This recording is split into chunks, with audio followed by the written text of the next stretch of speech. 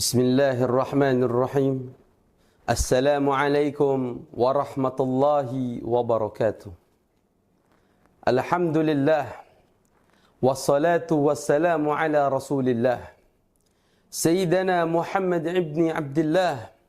Wa ala alihi wa sahbihi wa man wala. Ashhadu an la ilaha illallah. Wa ashhadu anna Sayyidina Muhammadan abduhu wa rasuluh. La nabiyya ba'dah, amma ba'd. Adalah merupakan suatu kemestian bagi kita selaku hamba Allah subhanahu wa ta'ala yang mana sadar akan keberadaan dirinya di muka bumi ini sebagai makhluk yang dhaif.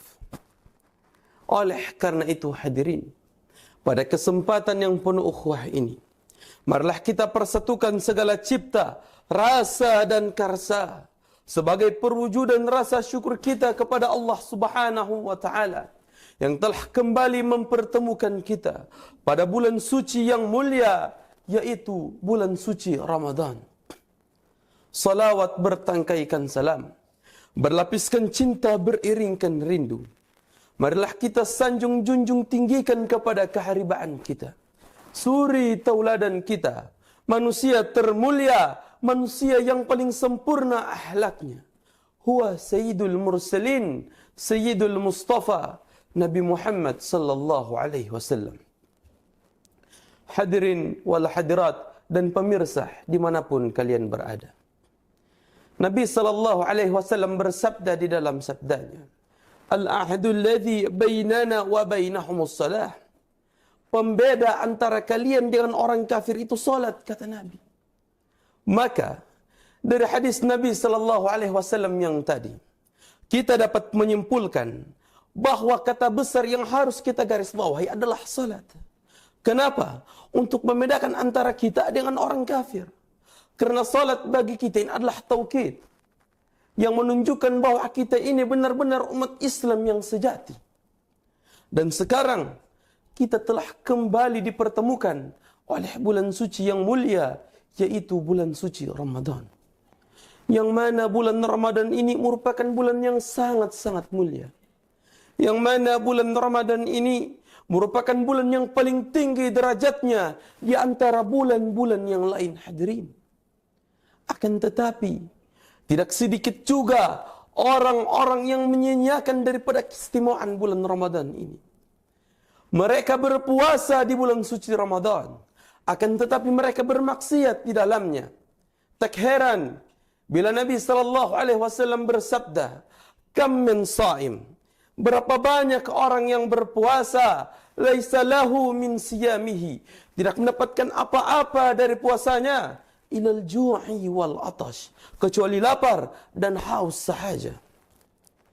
Yang dimaksud oleh Nabi sallallahu alaihi wasallam, mereka orang-orang yang tidak mendapatkan apa-apa daripada puasanya, kecuali lapar dan haus sahaja, adalah mereka orang-orang yang bermaksiat di dalam bulan suci Ramadan. Betapa banyak orang yang menganggap remeh ibadah ini, hadirin. Betapa banyak orang yang memandang sebelah mata ibadah ini, hadirin. Perlu saya tekankan bahwa meninggalkan salat ini bukanlah perkara yang sepele. Bahwa meninggalkan salat ini bukanlah perkara yang kecil. Sangat besar ganjaran bagi mereka, orang-orang yang meninggalkan salat secara sengaja. Allah subhanahu wa ta'ala berfirman di dalam Al-Quran tentang keadaan mereka, orang-orang yang meninggalkan salat secara sengaja. Ma salakakum fi saqar. Apa yang menyebabkan kamu masuk ke dalam neraka saqar? Qalu lam nakum minal musallin. Mereka berkata, dahulu kami bukan termasuk orang-orang yang mendirikan salat. Dikuatkan lagi dengan sabda Nabi sallallahu alaihi wasallam yang lain, man tarakas salata muta'ammidan, barang siapa yang meninggalkan salat sengaja, faqad kafar jahara, maka kafirlah ia secara nyata. Apa konteks daripada kafir secara nyata dalam hadis Nabi ini? Khuruj minal Islam, dia keluar daripada agama Islam. Oleh karena itu hadirin, janganlah sampai kita tergolong golongan orang-orang yang meninggalkan salat secara sengaja. As-salatu imanuddin, kata Nabi. Salat adalah tiang daripada agama.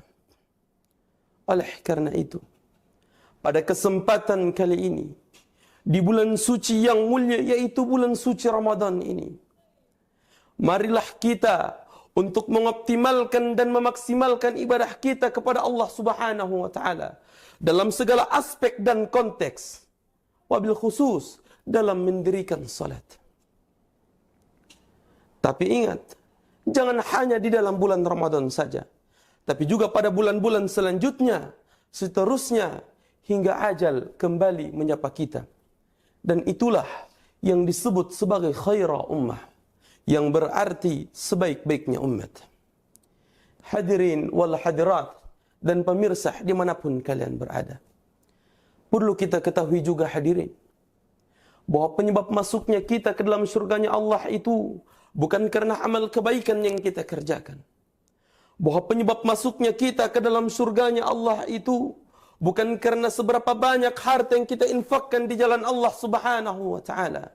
Akan tetapi penyebab masuknya seorang hamba ke dalam surganya adalah karena ridha, cinta, rahmat dan kasih sayang Allah kepada kita hambanya. Maka cukuplah kita sebagai hamba untuk berterima kasih kepada Allah Subhanahu wa taala. Dengan apa? Dengan cara kita beribadah kepada Allah Subhanahu wa taala. Maka turunlah daripada urutan ibadah tersebut yang salah satunya disebut dengan salat. Demikianlah ceramah yang dapat saya sampaikan. Lebih dan kurangnya saya mohon maaf. Syukran ala husni ihtimamikum jami'a. Jazakumullah li khairan jaza. Wallahu musta'an fastabiqul khairat. Thumma assalamu alaikum warahmatullahi wabarakatuh.